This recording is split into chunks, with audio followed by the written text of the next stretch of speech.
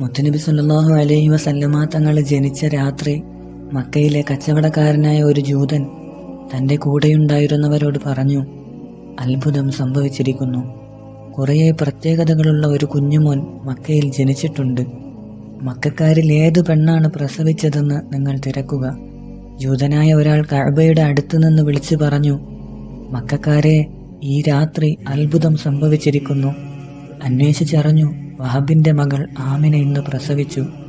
അങ്ങനെ കച്ചവടക്കാരനായ ജൂതനിലേക്ക് തിരിച്ചുപോയി കാര്യം പറഞ്ഞു. അപ്പോൾ ജൂതൻ പറഞ്ഞു, എനിക്കാ കുഞ്ഞിനെ കാണണം. അങ്ങനെ ജൂതനെ വീട്ടിലേക്ക് കൊണ്ടുപോയി ജൂതൻ്റെ കയ്യിൽ കുഞ്ഞിനെ കൊടുത്തു. ആ കുഞ്ഞിനെ തിരിച്ചും മറിച്ചും നോക്കി. പിന്നെ ബോധം കെട്ട് വീണു.